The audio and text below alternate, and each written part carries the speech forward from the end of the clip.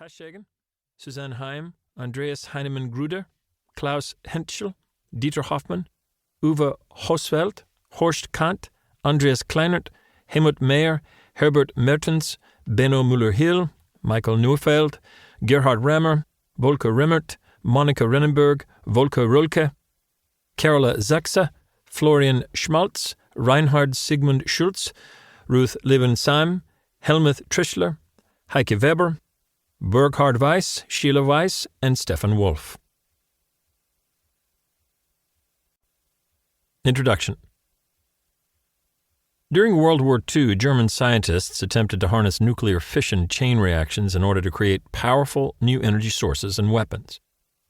This is one of the most important developments in recent history, not because of what the scientists did, rather because of how their effects were perceived.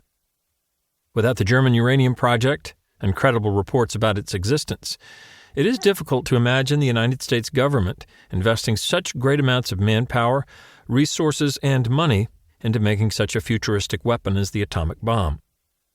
If the American Manhattan Project and the nuclear attacks on Hiroshima and Nagasaki had not happened, it is equally difficult to imagine the Soviet Union making a comparable effort.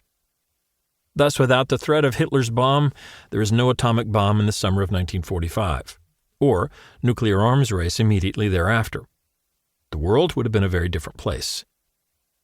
The second part of the story, the debates and arguments during the post-war period surrounding the German wartime work on uranium, is also important, for it sheds light on how people deal with and learn from the past.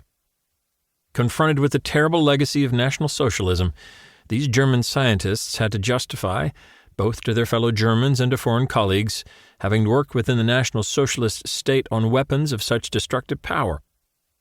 Some of these colleagues were émigrés from Germany who had suffered great personal loss. The result was one of the most enduring and controversial legends in modern science. Werner Heisenberg and Carl Friedrich von Weizsäcker's 1941 visit with their Danish colleague Niels Bohr in occupied Copenhagen.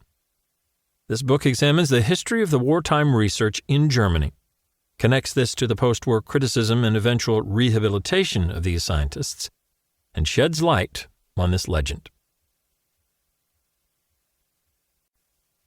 Part 1. The Bomb. 1. Farm Hall. I had a long talk with Professor Heisenberg, who is the most sensible of them, and he told me that their main worry was the lack of information about their families.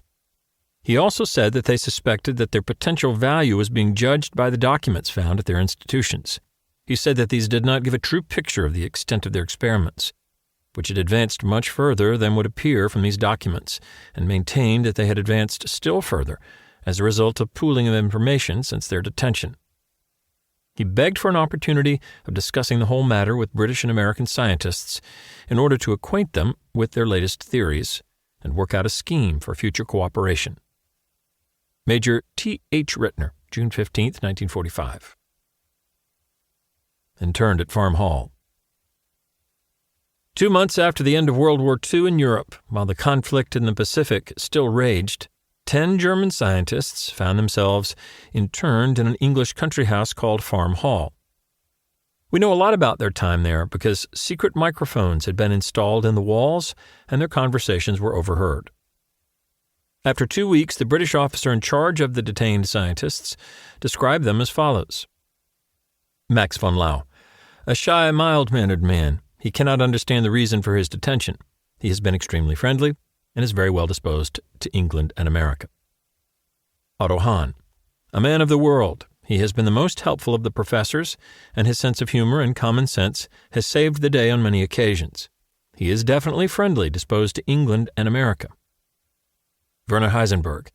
He has been very friendly and helpful, and is, I believe, genuinely anxious to cooperate with British and American scientists, although he has spoken of going over to the Russians.